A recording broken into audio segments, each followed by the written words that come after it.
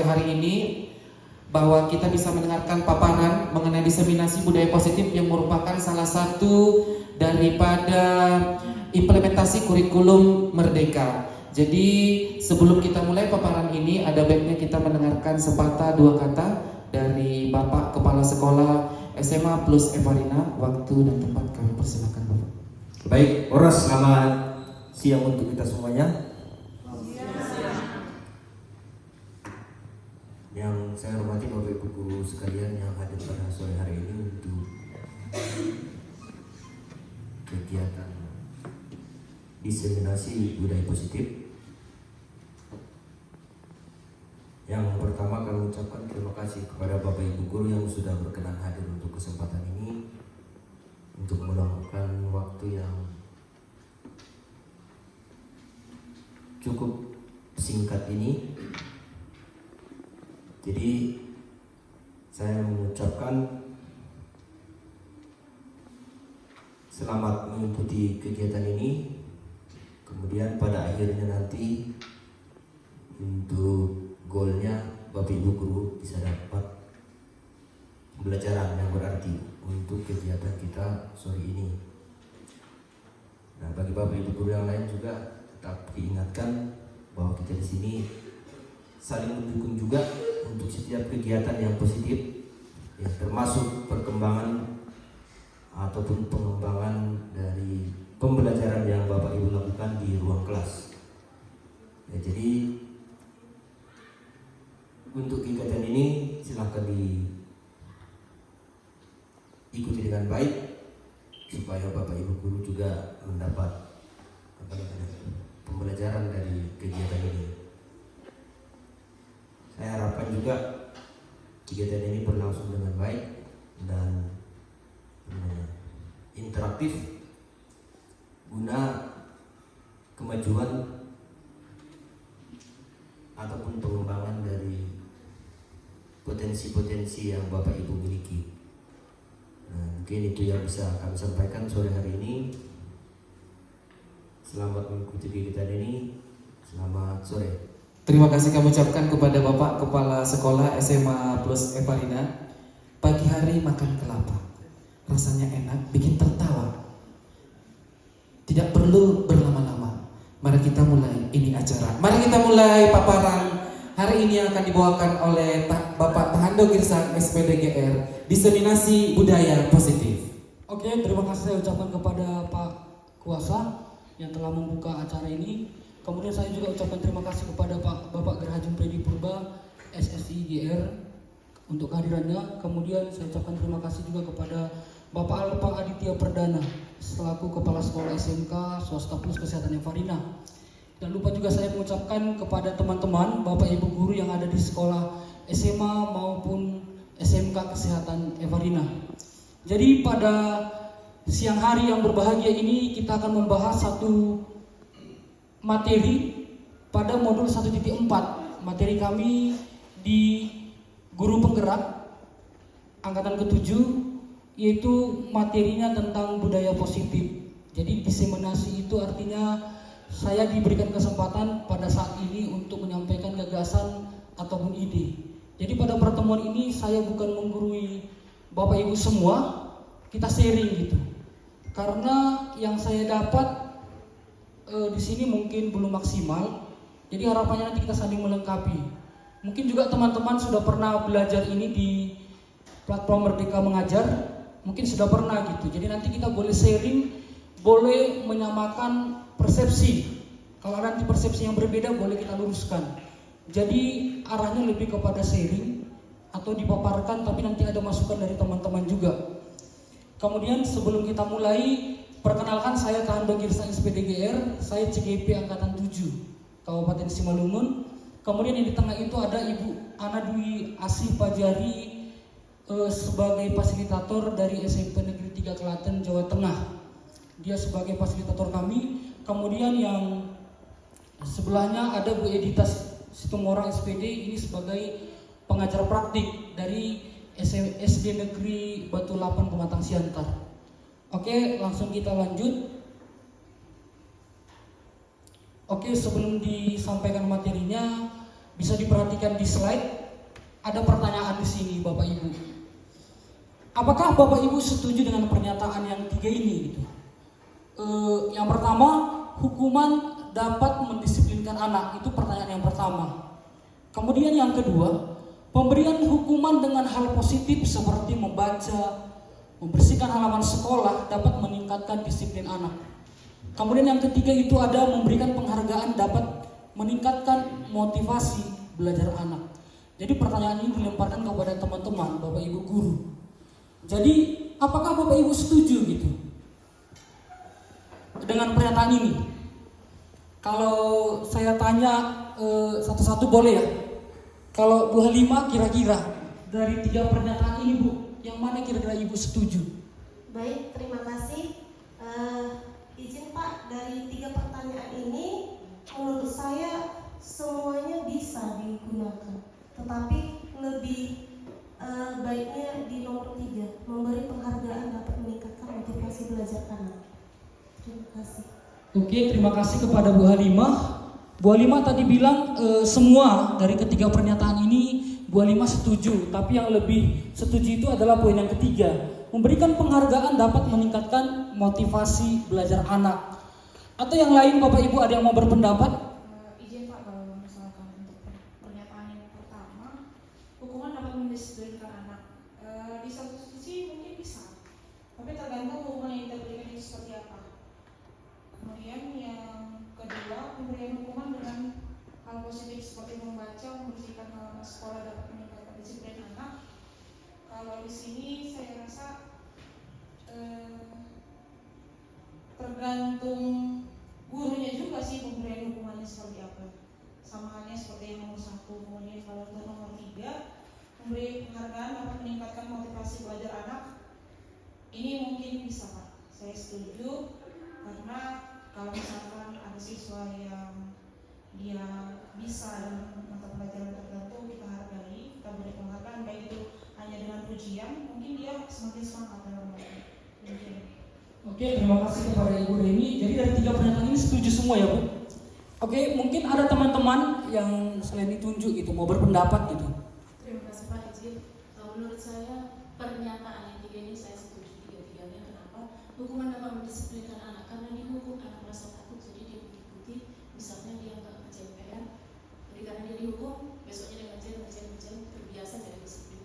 Yang kedua, pemberian hukuman dengan hal positif seperti membaca. Nah itu juga Pak saya setuju. Kenapa? Misalnya dia dihukum, kayaknya dia nggak suka membaca, karena dia dihukum, mau nggak mau dia jadi membaca. Jadi hukuman itu bagus, positif untuk dia. Kemudian yang ketiga saya juga setuju memberi penghargaan. Nah, kalau dia salah dia dihukum, dan kalau dia bagus dia dikasih penghargaan. Itu namanya ada reward and punishment yang diberikan. Jadi saya setuju ketiga-tiganya untuk pernyataan ini. Terima kasih. Oke, terima kasih kepada Ibu Ruth atas tanggapannya. Nah, sebelum saya hadir di pelatihan guru penggerak ini, saya sering marah sama siswa gitu. Sering marah, sering membuat siswa merasa bersalah gitu. Sering saya hukum siswa, baik itu secara fisik maupun secara verbal. Bahkan lebih sering verbal gitu, kita singgung. Alah kamu begini. Kita hardik dengan suara yang nadanya tinggi gitu. Kemudian di sini sebenarnya perubahan paradigma kita lihat. Di sini ada stimulus respon, kemudian ada teori kontrol. Sebenarnya ini di Bapak Ibu. Kita ambil, kita mencoba mengubah orang agar berpandangan sama dengan kita gitu.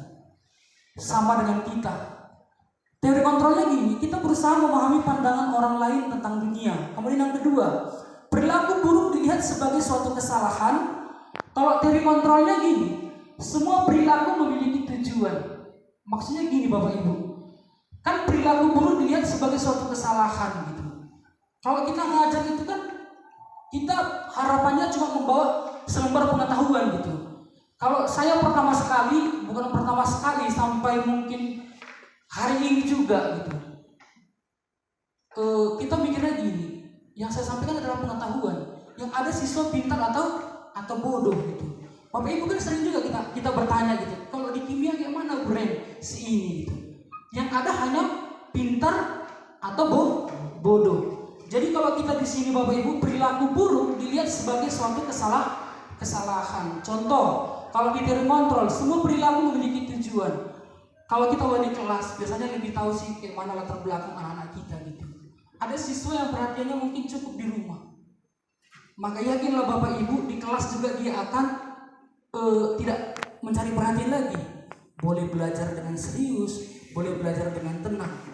Tapi bagaimana dengan latar belakang keluarga yang kita katakan tanda kutip adalah broken? Contoh, ini contoh ya Bapak Ibu. Mungkin di sekolah di mana-mana pun mungkin ada 1 atau 3 siswa gitu atau murid. Maka dia misalkan mencari perhatian, ada tujuannya. Karena nanti kalau kita belajar nanti 5 kebutuhan dasar manusia, ada nanti cinta kasih dan rasa sayang gitu. Kenapa dia mencari perhatian? Mungkin dia di luar sana tidak mendapat yang namanya cinta kasih. Oke, itu untuk perubahan paradigma gitu. Kemudian orang lain bisa mengontrol saya. Yang bisa mengontrol kita, yang paling bisa mengontrol kita adalah diri kita sendiri. Jadi ini tadi yang tadi ya, Bu Remi sudah coba tadi bujuk gitu. Pak Depri juga sudah coba tadi apa tadi Bu? Memaksa. Oh, langsung memaksa ya. Langsung memaksa, setelah itu mengancam ya. Setelah mengancam karena badan dia ketakutan, akhirnya dia serahkan gitu. Tapi dia sudah coba gitu mengontrol dirinya gitu. Oke, untuk perubahan paradigma nanti boleh dibaca gitu. Kemudian kita masuk materi yang pertama, yaitu tentang disiplin positif dan nilai-nilai kebajikan universal. Kalau menurut Bapak Ibu, nggak apa-apa ya Bapak Ibu, kita sharing gitu. Apa sih disiplin itu? Atau ada yang mau jawab? Apa sih disiplin itu menurut Bapak Ibu? Kalau mungkin bisa dijawab oleh Pak Depri mungkin. Kalau menurut Pak Depri, apa sih disiplin itu Pak? Ya, terima kasih atas kesempatannya. Saya ingin menjawab bahwasanya disiplin itu adalah kegiatan yang dilakukan dengan baik ataupun dengan tepat waktu, begitu kira-kira. Jadi ketika kita melakukan sesuatu tidak tidak melewatkannya, tapi melakukannya dengan tepat waktu, dengan baik dan dengan positif. Terima kasih. Oke, terima kasih kepada Pak Depri. Tadi jawabannya mengerjakannya tepat waktu, tidak lewat waktunya gitu. Oke, sekarang sebelum kita ke kata makna disiplin, apakah makna dari budaya positif? Sebenarnya materi ini adalah tentang budaya positif gitu. Kalau kita mengacu kepada budaya positif, bisa diperhatikan di slide, adalah nilai keyakinan ataupun kebiasaan-kebiasaan. Sekarang kan ini budaya positif di sekolah kita gitu. Jadi apa sih nilai keyakinan kita gitu? Apa sih kebiasaan-kebiasaan di sekolah kita yang berpihak kepada murid gitu? Yang dapat berkembang menjadi pribadi yang kritis. Jadi diharapkan siswanya dengan adanya budaya positif yang kita buat itu, siswanya menjadi kritis gitu, penuh hormat dan bertanggung jawab. Jadi budaya positif itu adalah kebiasaan-kebiasaan kita gitu. Apa sih? Bisa jadi budaya positif di sekolah kita dengan sekolah lain berbeda gitu. Jadi tidak harus sama, tergantung daripada daerahnya atau warga sekolahnya. Kemudian yang disiplin tadi. Dalam budaya, arti kata disiplin dimaknai menjadi sesuatu yang dilakukan seseorang pada orang lain. Seseorang itu bisa murid, pada orang lain kita gitu, atau guru, atau sekolah, atau yang di atasnya gitu, untuk mendapatkan suatu kepatuhan. Jadi yang dibilang Pak Depri tadi ada benarnya ya, benar ya, bahwa kita lakukan gitu tepat waktu, tidak lewat waktunya. Jadi itu merupakan juga makna daripada disiplin.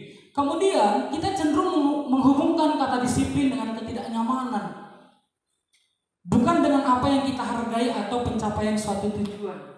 Jadi dengan adanya budaya positif, makna disiplin ini kan Bapak Ibu, kita kan diharapkan tahun 2024 semua itu mengimplementasikan yang namanya kurikulum merdeka gitu. Jadi dengan adanya budaya positif ini atau disiplin positif ini, diharapkan siswa-siswa kita atau murid kita memiliki yang namanya nilai-nilai kebajikan universal. Jadi nilai-nilai kebajikan universal ini sifatnya positif gitu, tujuannya mulia.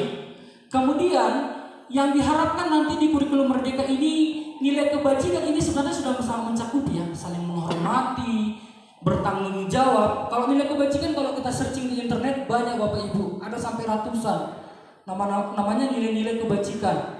Tapi yang diterapkan di sekolah kalau kita kenal dengan P5 gitu, penguatan proyek profil pelajaran Pancasila ada 6. Tapi sekolah kita belum mengimplementasikan yang namanya kurikulum merdeka.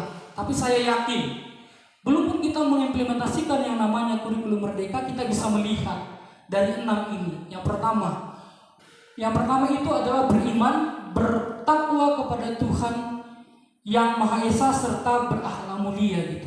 Ini sudah kita lakukan Bapak Ibu. Apa yang kita lakukan? Beribadah setiap pagi. Itu kan merupakan beriman dan bertakwa gitu.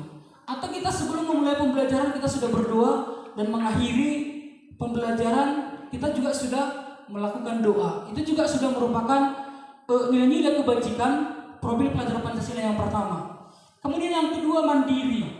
Mungkin disinilah kita diharapkan sebagai guru perlu memunculkan budaya-budaya kita agar anak-anak ini boleh menghasilkan yang namanya nilai-nilai atau tertanam di dalam dirinya gitu. Mandiri yang seperti apa yang diharapkan? Contoh, dikasih kelas 12 waktu misalkan mereka lagi oraung gitu, olahraga umum. Kalau mereka memang mandiri tanpa adanya wali geraha, mereka sudah melakukan. Itu yang mandiri Bapak Ibu. Jadi itu namanya mandiri gitu. Kemudian ketika kita katakanlah seorang guru nggak hadir di kelas, kita kirim tugasnya lewat email. Tanpa ada pun guru piket di dalam, seharusnya dia sudah mandiri melakukannya. Bagaimana untuk melakukan itu nanti kita boleh sharing gitu. Kemudian bernalar kritis. Bernalar kritis ini lebih kepada lawannya. Saya sering sih melakukan, artinya gini Bapak Ibu. Pada akhirnya siswa itu tidak bernalar kritis. Ketika saya kasih permasalahan, saya lempar permasalahan kepada siswa gitu. Karena siswanya terlalu lama mengejar waktu, langsung saya jawab. Sebenarnya itu sudah mematikan karakter yang bernalar kritis.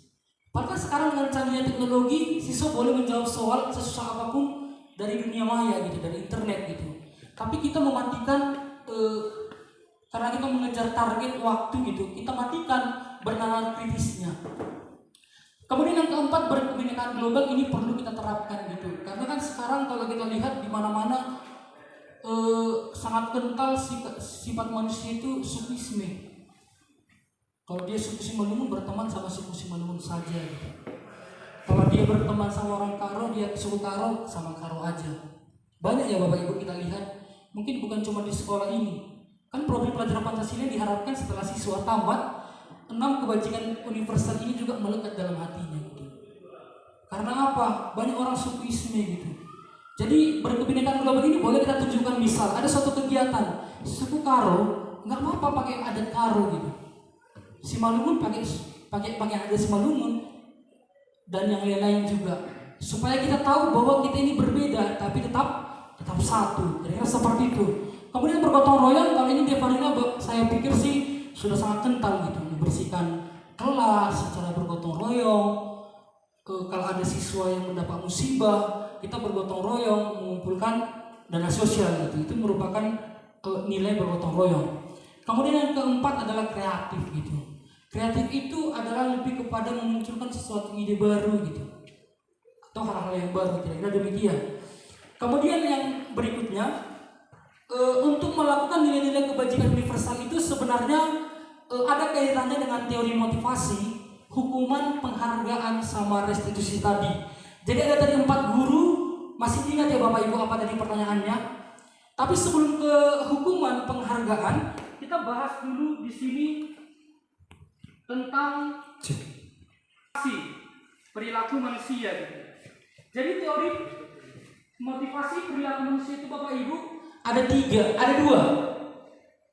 Yang pertama itu ada motivasi eksternal, yang kedua itu ada motivasi internal. Jadi motivasi internal inilah disiplin positif yang tadi. Jadi kita mau melihat siswa kita ini disiplinnya sudah positif atau belum gitu. Jadi kalau kita lihat yang pertama, untuk menghindari, jadi siswa itu melakukan sesuatu entah apapun yang kita perintahkan, atau apapun yang kita suruh atau apapun kegiatannya. Yang pertama, untuk menghindari ketidaknyamanan hukuman. Apa yang akan terjadi apabila saya tidak melakukannya? Contoh, disuruh kumpul jam 2, katakanlah belajar tambahan. Kalau di pikiran siswanya, nanti aku dihukum oleh guru ini gitu. Berarti dia melakukan itu masih motivasi eksternal, masih dari luar gitu. Kemudian yang kedua, untuk mendapatkan imbalan dari orang lain gitu. Orang lain atau dari sekolah atau dari mana saja. Apa yang akan saya dapatkan apabila saya melakukannya? Contoh, kita kasih penghargaan. Gak apa-apa ya Bapak Ibu lompat-lompat. Kita kasih penghargaan, katakan gini. Siswa boleh menjawab soal fisika. Kita kasih hadiah misalkan katakanlah buah apel gitu. Contoh ya, kita kasih buah apel sama satu siswa. Senang gak dia Bapak Ibu?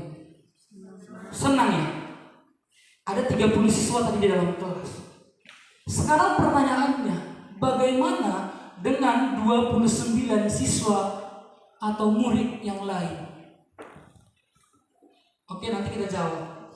Berarti motivasinya masih eksternal. Biar aku dapat buah apel, biar aku dapat ini, aku harus rajin belajar gitu. Oke, bagaimana dengan 29 yang lain? Kemudian yang ketiga, untuk menghargai diri sendiri, saya akan menjadi orang seperti apa bila saya melakukannya. Contoh raung. Kan banyak siswa kita mau mencoba ikatan dinas atau akmil, katakan akmil, akpol gitu. Dia nggak mau peduli, aku nanti dihukum. Aku mau mendapatkan reward siswa garjas terbaik gitu. Itu kan motivasi eksternal. Tapi dia berpikir gini, untuk menghargai diri sendiri, saya akan menjadi orang seperti apa kalau saya melakukan ini. Itulah Bapak Ibu yang dinamakan dengan motivasi internal dari dalam hatinya memang gitu. Bukan demi suatu reward atau demi suatu penghargaan gitu. Jadi dengan adanya motivasi internal ini, harapannya tujuan disiplin positif terkhususnya di sekolah kita dapat tercapai gitu. Oke, gambar di depan itu mungkin kita udah kenal semua gitu. Ini adalah Bapak pendidikan kita, namanya Bapak Ki Hajar Dewantara gitu. Mungkin sekarang di dunia pendidikan erat kita dengar dengan kata-kata merdeka gitu. Bahkan sampai-sampai kurikulum yang akan diterapkan juga namanya adalah kurikulum merdeka gitu. Merdeka itu menurut Ki Hajar Dewantara tidak hanya terlepas dari perintah. Kalau selalu diperintah, berarti kita belum merdeka, kira-kira demikian. Akan tetapi kita juga cakap gitu, siswanya. Tapi kan diharapkan di kurikulum ini kan sebenarnya objek kita adalah murid gitu. Diharapkan murid itu adalah murid yang belajar sesuai dengan kodratnya gitu. Murid yang merdeka gitu, yang mampu memerintah diri sendiri. Ketika Pak Alpa, ketika Pak Tando gak hadir di kelas, dia boleh belajar gitu, bukan malah bermain gitu. Jadi selanjutnya materinya yang berikutnya, perhatikan Bapak Ibu, yang tadi adalah hukuman dan penghargaan. Mungkin boleh kita lihat di slide. Kalau hukuman itu bersifat satu arah, jadi itu hukuman tanpa melalui suatu kesepakatan. Misal, saya sering ini Bapak Ibu, tapi mungkin juga Bapak Ibu boleh lihat ke belakang gitu apa yang sudah kita lakukan. Contoh, siswa tidak mengerjakan PR, kita suruh angkat bendera. Saya di sini bukan menggurui Bapak Ibu, maksudnya mari kita belajar dari pengalaman.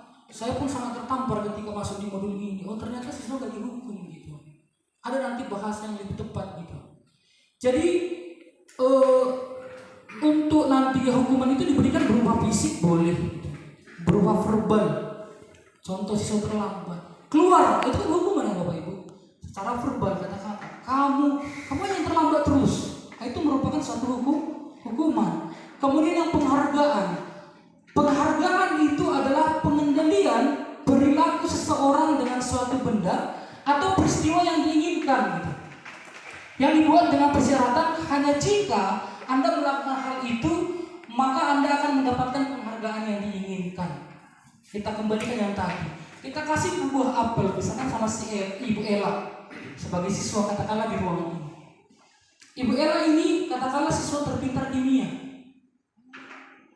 Dikasih ampel, senang nggak Bu? Sangat senang ya Bu. Tapi kan sekarang di kurikulum merdeka ini kan kita menganggap siswa itu semua unik gitu. Nggak boleh kita samakan. Contoh Bapak Ibu, kalau Ki Hajar Dewantara kan bilang bahwa pendidik itu adalah seperti seorang petani gitu. Kita nanam jagung pasti hasilnya jagung ya, nggak pernah cabai kan. Kita tanam jagung, kita harapkan jagung yang bagaimana? Kalau kita lihat jagungnya sudah tumbuh rumput, pasti kita bersihkan kan Bapak Ibu. Kalau kita lihat jagungnya sudah mulai menguning, mungkin kita kasih pupuk. Sekarang ada di sini Bapak Ibu katakanlah 10 pokok jagung. 7 tumbuh dengan baik, 3 tumbuh menguning. Kalau misalkan di Bu Halimah dikasih pupuk 2 kilo, kira-kira Bu, Ibu kasih pupuknya yang 10 pokok tadi sama nggak banyaknya? Sama nggak ya Bu? Pasti berbeda ya Bu? Pasti berbeda. Pasti yang kuning kita kasih lebih banyak agar pertumbuhannya lebih atau bisa mengimbangi 7 jagung yang lainnya. Kira-kira seperti itu Bapak Ibu. Ketika kita kasih katakanlah Bu Ella yang pintar kimia, kita kasih apel gitu. Karena dia pintar kimia. Yang 29 lagi bagaimana? Gak usah lagi kita rajin belajar kimia. Kan si Ella kan olimpiade kimia, udah pintar kimia. Udahlah, gak usah. Kalau dikasih nanti penghargaan, pasti Bu Ella yang dapat. Betul gak demikian Bu Halimah? Pengalaman kita gitu. Kalau ada siswa kita pintar, dikasih penghargaan, jadi kita malas kan? Itu Bapak Ibu. Jadi kenapa penghargaan itu sebenarnya kalau di pembelajaran di modul kami ini adalah kurang baik gitu. Karena kan kita mau melihat setiap anak itu adalah unik gitu. Harus kita perlakukan berbeda-beda gitu. Jadi kalau kita kasih misalkan Miss Ella tadi katakanlah sebuah apel tadi. Kemudian penghargaan itu juga sebenarnya Bapak Ibu boleh mematikan kreativitas. Nanti kita bahas gitu. Kemudian di sini mau kita bahas yaitu dihukum oleh penghargaan. Bahwa penghargaan berlaku sama sebenarnya dengan hukuman. Dalam arti meminta atau membujuk seseorang melakukan sesuatu untuk memenuhi sesuatu tujuan tertentu dari orang yang meminta atau membujuk. Contoh gini, rajin belajar ya. Nanti siapa nilai fisikanya tertinggi, Bapak kasih nanti buku, Bapak kasih nanti ini, atau Bapak tambahin nilai 5 nilainya gitu. Itu sebenarnya kita sudah menghukum siswa yang lain, bahkan siswa yang kita kasih penghargaan. Maksudnya gini, dihukum oleh penghargaan ini ada, saya buat di sini 8 poin gitu. Kalau Bapak Ibu mau nambahkan 10 atau mengurangi, boleh kita sharing. Saya lebih kepada yang 8 ini mungkin tidak saya jelaskan semua. Yang saya mau jelaskan gini, penghargaan itu mematikan kreativitas. Maksudnya gini, kalau saya siswa, saya tahu bahwa saya paling pintar fisika misalkan, mau dikasih penghargaan pasti saya yang dapat. Jujurlah dalam hati Bapak Ibu, kalau Bapak Ibu yang paling pintar katakanlah agama, Ibu Halimah, pasti Ibu kan sudah tahu kayak mana kualitas teman-teman Ibu kan, karena Ibu belajar sama dia gitu, sepanjang perjalanan Ibu belajar di kelas itu. Mematikan kreativitas maksudnya gini, kita jadi nggak mau mengupgrade diri kita. Udah kok aku paling pintar, betul nggak? Betul ya Bu? Jadi penghargaan itu mematikan kreativitas. Kemudian ini penghargaan itu merusak hubungan. Misalkan gini, aku kasihlah penghargaan sama Bu Ella. Bu Ella siswa, aku anggap siswa ya Bu. Ada siswa, murid yang lain menganggap gini, Pak Tahan pilih kasih sama Bu Ella. Pernah nggak kita melihat seperti itu atau merasakan? Allah, Bapak ini pilih kasih karena dia pintar ini. Terakhir, nanti siswa itu yang ada di kelas itu jadi rusak hubungannya. Jadi rusak hubungan itu bukan harus berantem ya Bapak Ibu. Jadi bukan harus berantem. Kemudian gini, penghargaan itu tidak efektif sebenarnya. Kenapa di K13 bahkan di kurikulum Merdeka itu tidak dibuat suatu penghargaan. Bahkan kalau mungkin kita dengar ya, tapi di sekolah kita masih diberikan penghargaan juara 1, juara 2, juara 3. Tapi kan di kurikulum Merdeka ini nanti diharapkan tidak ada peringkat, begitu ya Bapak Ibu. Tidak ada penghargaan atau juara atau apalah gitu. Tapi perlu nggak penghargaan? Perlu Bapak Ibu. Di mana perlunya penghargaan? Suatu kompetisi, misalkan ada perlombaan Olimpiade, itu perlu diberikan suatu penghargaan karena temanya adalah suatu kompetisi. kompetisi itu kan kita mencari siapa yang terbaik, kira-kira demikian. Jadi kalau di kurikulum Merdeka ini nggak ada siswa yang terbaik, semua siswa itu di mata kita harus baik gitu. Walaupun dalam pengaplikasiannya kita masih sering mengkotak-kotakkan, ini siswa yang bandel, ini yang siswa yang malas, ini siswa yang rajin, ini siswa yang pintar fisika, ini yang siswa yang pintar biologi gitu. Jadi sebenarnya kalau kita lihat dihukum oleh penghargaan, jadi penghargaan itu sebenarnya sama dengan hukuman gitu. Kemudian yang berikutnya ini adalah konsekuensi. Mungkin Bapak Ibu lebih kepada konsekuensi. Konsekuensi itu gini. Disiplin dalam bentuk konsekuensi sudah terencana, sudah direncanakan, sudah disepakati, sudah dibahas dan disetujui oleh saya sebagai guru ya Bapak Ibu. Kemudian dengan murid saya, itu konsekuensi. Jadi konsekuensi itu apa? Kita yang buat gitu. Ada kesepakatan. Jadi kalau misalkan tidak mengerjakan PR, kita sepakati sama murid kita gitu. Kita kesepakati apa sih keyakinan di kelas ini gitu. Kalau misalkan gini Bapak Ibu, kan kita kalau di kurikulum 2013 itu kurikulum Merdeka kan diharapkan tidak adanya peraturan kan. Yang diharapkan itu adanya keyakinan gitu. Kalau peraturannya kita yang buat, contoh pengalaman lagi. Silakan dilakukan kebersihannya dengan setulus hati, tapi yang tidak melakukan piket kebersihan kelas didenda 5.000. Itu siapa Bapak Ibu? Kan kita kan, itu peraturan. Peraturan itu lebih kepada satu pihak yang membuat kita gitu. Tapi kalau konsekuensi itu kita sepakati gitu di kelas. Ada keyakinan kelas. Jadi keyakinan kelas itu yang pernah saya lakukan setelah saya ikut guru penggerak itu saya terapkan di kelas 10 gitu. Jadi di kelas 10 itu Bapak Ibu kan riskan ya kalau kita ambil pagi dengar jangan banyak siswa kamar mandi gitu. Kan gak enak juga kalau kita ditegur terus gitu. Boleh kita buat keyakinan kelas, contoh yang pernah saya buat gitu. Mungkin Bapak Ibu juga sudah pernah lakukan gitu. Nah, kayak mana ke kamar mandi gitu. Kalau kalian ke kamar mandi katakanlah 5, ada 15 kelas, 5 kali 15 berapa gitu. Ada 75 orang gitu. Sementara kalian di kelas ada 25 orang, tapi di kamar mandi sudah lebih banyak daripada di kelas. Ayo, kita sepakati. Katakan 3 les, kalau 1 les itu 45 menit Bapak Ibu, atau 40 lah katakan. 1 les itu hanya boleh ke kamar mandi 1 orang. Setuju enggak gitu? Kalau ada yang enggak setuju kita kasih, kita lempar gitu. Jadi menurutmu kayak mana nak gitu. Jadi lebih kepada konsekuensi gitu. Lebih kepada keyakinan kelas gitu. Jadi boleh Bapak Ibu, mungkin boleh diterapkan gitu.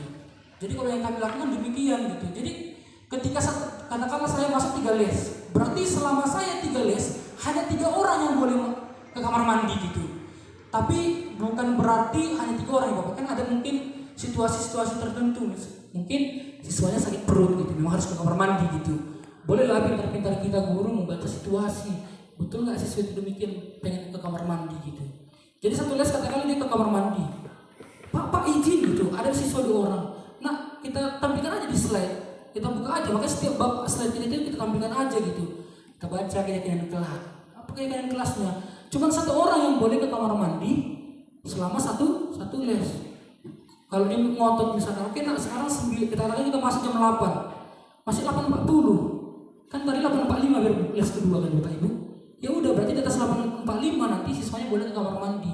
Kan sudah disepakati sebelumnya. Kira-kira seperti itulah konsekuensi. Kemudian di sini perbedaan hukuman dan konsekuensi. Jadi hukuman itu sesuatu yang menyakitkan harus terjadi. Contoh, kita hormat bendera kan ini saya sering juga melakukan Bapak Ibu. Hormat bendera, apa nggak sakit siswa itu hatinya? Apalagi kita coba Bapak Ibu kelas 12, malu nggak? Pasti malu ya kelas 12 dia hormat bendera gitu. Maka kenapa ya ini saya sih, oh iya gitu. Sebenarnya dilema sih, mana sih menghadapi siswa yang memang melakukan pelanggaran gitu. Tapi nanti kita lihat gitu. Sesuatu yang menyakitkan harus terjadi. Kalau konsekuensi, sesuatu memang harus terjadi. Tapi yang kedua itu membuat anak sakit secara fisik maupun secara hati gitu. Untuk jangka waktu yang lama. Mungkin konsekuensi ini juga membuat anak merasa tidak nyaman, tapi dia dalam jangka waktu yang pendek. Kenapa jangka waktu yang pendek? Karena sudah disepakati sebelumnya. Kan hukuman kan sering kan muncul saat siswa melakukan pelanggaran. Kita suka kita apa? Kita aja mau ngapain gitu. Kau lari 10 keliling lapangan gitu. Siswanya senang nggak? Kalau menurut saya sih ada yang senang gitu ya. Karena apa? Nggak belajar sama kita. Karena kan di kelas kita pun marah-marah gitu. Justru dia lebih senang lari gitu, nggak dengarkan ocehan kita di kelas. Ada, tapi pada umumnya itu membuat anak sakit secara fisik maupun hatinya.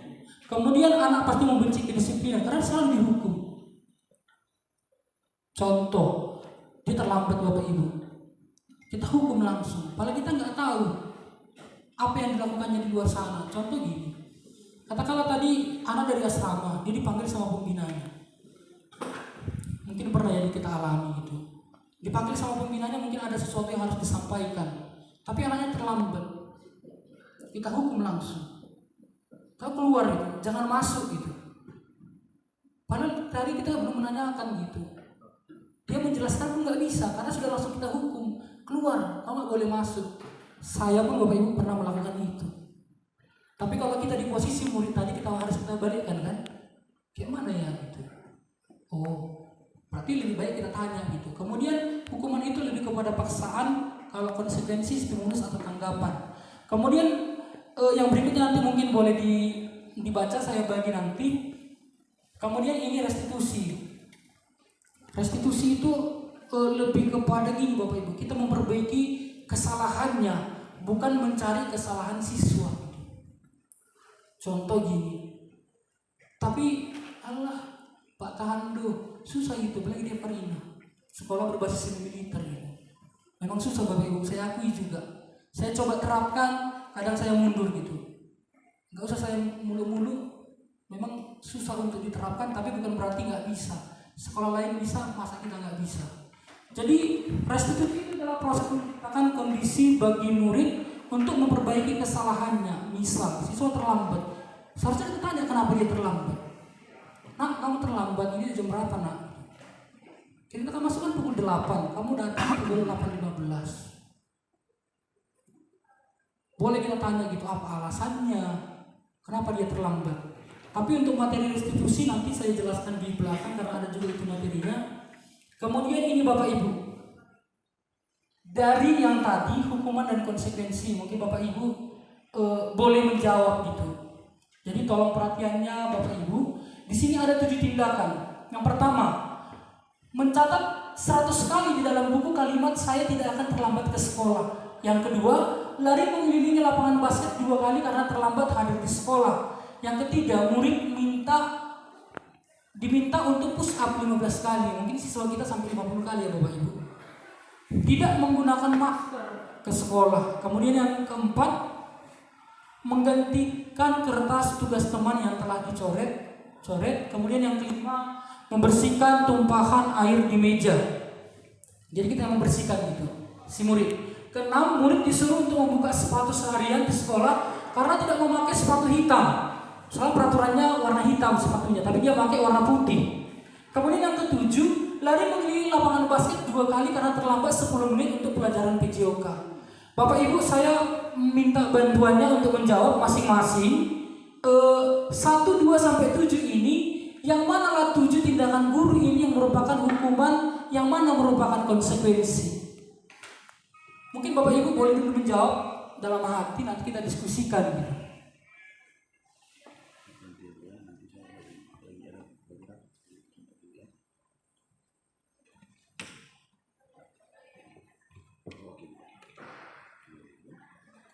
Oke Bapak Ibu, udah bisa saya minta tanggapan dari teman-teman menjawab gitu. Siapa saja boleh gitu, bebas.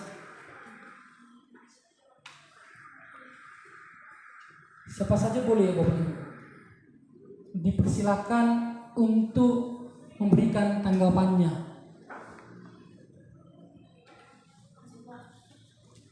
Ya, Ibu Ruth. Nah, menurut saya kalau bagian pertama mencatat 100 kali di dalam buku kalimat saya tidak akan, itu adalah hukuman. Lari mengelilingi lapangan itu juga hukuman.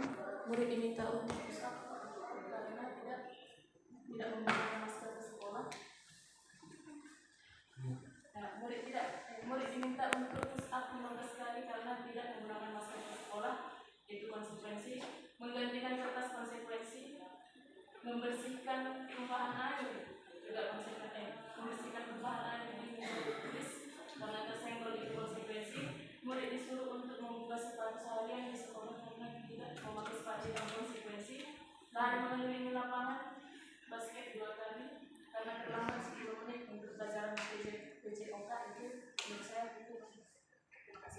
Oke, terima kasih kepada Ibu Ruth. Yang lain, Bapak Ibu? Oke. Yang pertama menurut saya itu mencatat 100 kali dalam buku kalimat saya tidak akan terlambat ke sekolah itu hukuman. Yang kedua itu lari mengelilingi lapangan basket 2 kali karena terlambat hari ke sekolah, itu konsekuensi. Yang ketiga, murid diminta untuk pusat 15 kali karena tidak menggunakan masker di sekolah, itu hukuman. Yang keempat, menggantikan kertas tugas teman yang telah dicoret-coret, itu konsekuensi. Yang kelima, membersihkan tumpahan air di meja tulis karena tersenggol pada saat belajar, itu hukuman. Yang keenam itu murid disuruh untuk membuka sepatu seharian sekolah karena tidak memakai sepatu hitam, itu konsekuensi. Dan yang terakhir itu lari mengelilingi lapangan basket 2 kali karena terlambat 10 menit untuk belajar PJOK, itu hukuman. Oke, atau ada yang menambahkan Bapak Ibu? Mungkin menyangga gitu. Tadi Ibu Widya atau Madam Widya membersihkan tumpahan air di meja tulis karena tersenggol pada saat belajar, itu hukuman ya Bu? Nomor 5 Bu? Hukuman. Oke, sekarang kita lihat Bapak Ibu, ini jawabannya. Mencatat 100 kali di dalam buku kalimat saya tidak akan terlambat ke sekolah, itu merupakan hukuman. Apa yang didapatkan setelah dia catat gitu? Kemudian yang kedua, lari mengelilingi lapangan basket 2 kali karena terlambat hadir ke sekolah. Ini kan merupakan hukuman Bapak Ibu. Terus kenapa ini konsekuensi? Lari mengelilingi lapangan basket 2 kali karena terlambat 10 menit untuk pelajaran PJOK. Wajar nggak Bapak Ibu? Wajar ya. Kalau misalkan pelajaran PJOK biasa ya, lari dulu gitu kan, lari keliling lapangan dulu baru dimulai pelajaran atau praktik PJOK gitu. Jadi itu adalah merupakan suatu konsekuensi karena sudah ada kesepakatan, kira-kira demikian untuk konsekuensi. Kemudian yang keenam, murid disuruh untuk membuka sepatu seharian karena tidak memakai sepatu hitam. Itu sih kalau menurut saya itu merupakan hukuman gitu. Pasti menyakitkan bagi dia kaki telanjang kaki sepanjang hari belajar ketika dia tidak memakai sepatu warna hitam. Kita kan nggak tahu Bapak Ibu kenapa dia nggak pakai. Kita tanya dulu kan, kenapa kamu tidak pakai nak gitu. Itu untuk materinya. Kemudian yang keempat, menggantikan kertas tugas teman yang telah dicoret, itu konsekuensi. Kalau kita mencoret-coret punya teman kita pasti ada konsekuensinya, harus kita ganti. Kemudian yang kelima, menurut saya itu konsekuensi Bapak Ibu. Kan kita gini, kita nyenggol katakanlah botol minum teman kita, kan nggak mungkin kan teman kita yang itu yang bersihkan sendiri, pasti kan kita kan. Jadi kalau menurut saya konsekuensinya ya kita harus memperbaiki gitu, kita harus membersihkan. Jadi itu mengenai tentang hukuman dan konsekuensi. Kemudian yang ketiga Bapak Ibu, masih banyak materi kita tentang keyakinan kelas. Kenapa keyakinan kelas gitu? Mengapa keyakinan kelas? Mengapa tidak peraturan kelas saja? Tadi di awal sudah saya jelaskan. Contoh ini keyakinan kelas 12 Mei 2 pada saat saya wali kelasnya gitu. Kita bersikap baik dan jujur. Kemudian kita saling menghormati, saling mendengarkan. Kan seringnya Bapak Ibu kita ngajar siswanya ngomong gitu.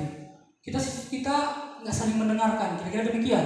Kita mengucapkan kata tolong, terima kasih. Kita belajar bermain dengan aman gitu. Jadi kalau kita buat suatu ice breaking, kan kadang yang ada siswa ini ya udah dicampakkan aja atau apa gitu. Kemudian kita gigih dan melakukan yang terbaik. Jadi keyakinan kelas ini Bapak Ibu, ini bukan hanya ini. Keyakinan kelas itu kita yang buat. Jadi kalau kita berbicara tentang keyakinan kelas itu adalah kesepakatan yang dibuat bersama. Sama seperti yang pernah saya terapkan ke kamar mandi tadi. Nggak komplain mereka Bapak Ibu. Sebelum saya buat keyakinan kelas, ada yang kamar mandi 3 gitu. Kita kasih 1 yang 2 merajuk. Itu karena kita buat keyakinan, yang kita buat peraturan gitu. Nggak boleh kamar mandi, kayak mana nggak boleh kamar mandi. Tapi lebih kepada keyakinan kelas, kita sepakati aja bersama gitu. Tapi saat membuat kesepakatan itu kan antara siswa dan murid gitu. Jadi kalau mereka nanti memberontak, kan ada konsekuensinya. Atau kita ingatkan gitu. Ini keyakinan kelas yang kita buat gitu. Kemudian yang berikutnya, materi yang keempat itu adalah kebutuhan dasar manusia. Jadi ini sudah materi keempat Bapak Ibu. Tinggal sedikit lagi. Ini ada 5 kebutuhan dasar manusia. Yang pertama itu bertahan hidup, maka kita perlu makan untuk bertahan hidup gitu. Kita perlu punya rumah untuk bertahan hidup.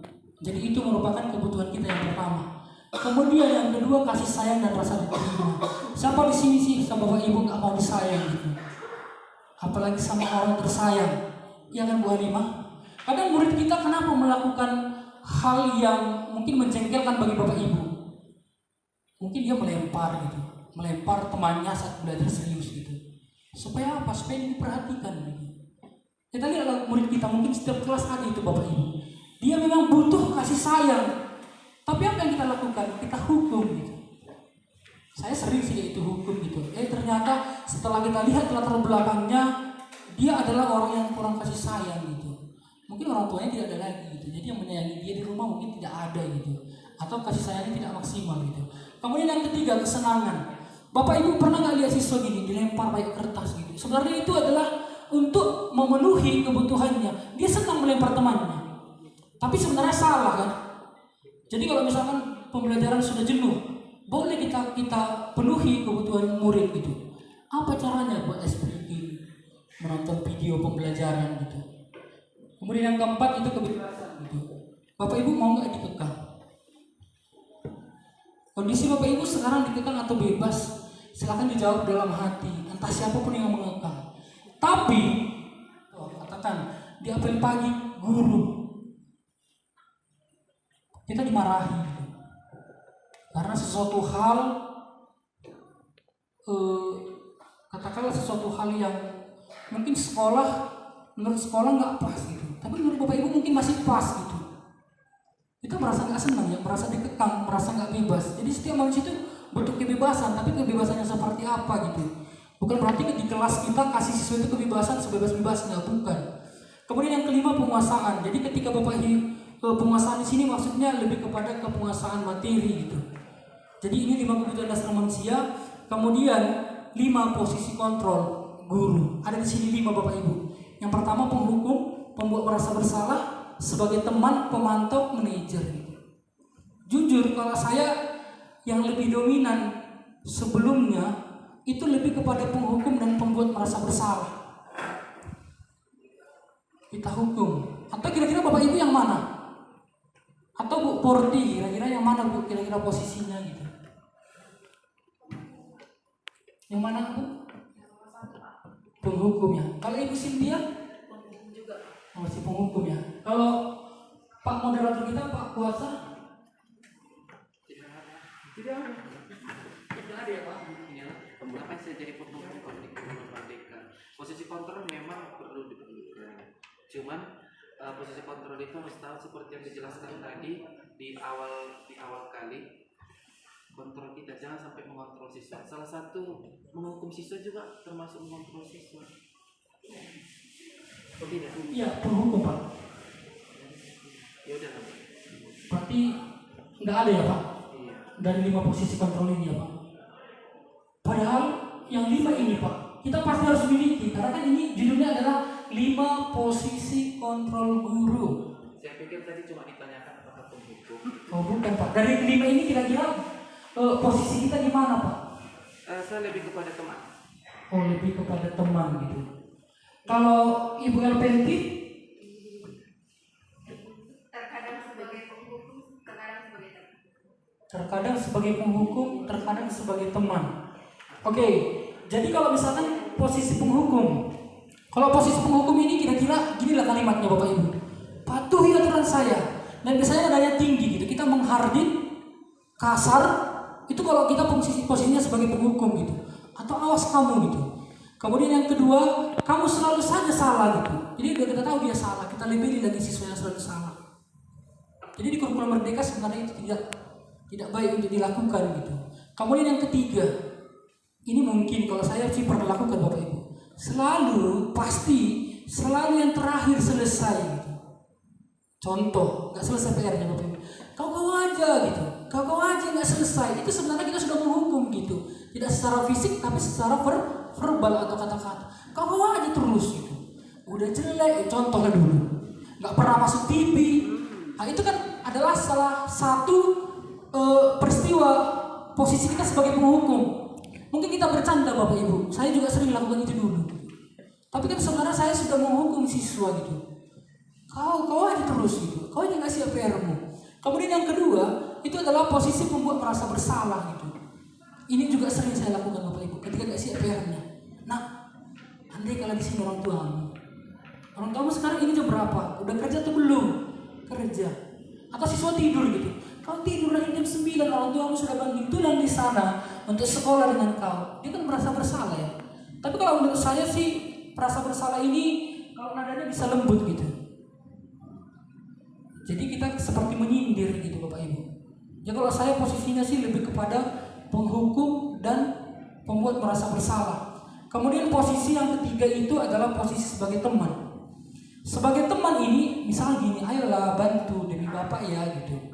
Atau yang kedua, ayo ingat enggak bantuan Bapak selama ini. Jadi kita kayak seolah-olah membujuk dia gitu supaya dia mau belajar tertib, belajar tekun. Jadi ini adalah posisi sebagai teman.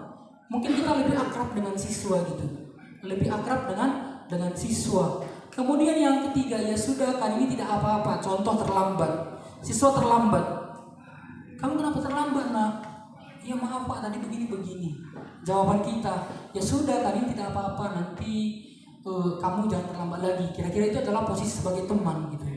Tapi Bapak Ibu, itu positif tapi ada negatifnya. Negatifnya di mana? Siswa akan tergantung sama kita. Ketika kita tidak ada di sekolah, pasti siswa kecarian. Dia hanya nyaman dengan kita gitu. Ketika misalkan katakan gini Bapak Ibu, saya lebih sangat sebagai temannya. Ketika saya katakan cuti, ada suatu pelatihan 1 bulan atau 2 bulan gitu, saya digantikan oleh guru yang tidak seperti saya.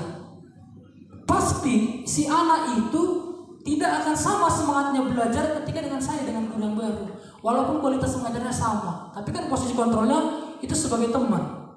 Jadi itu kalau dia posisi sebagai teman. Kemudian posisi pemantau ini orientasinya lebih kepada peraturan dan apa konsekuensinya gitu.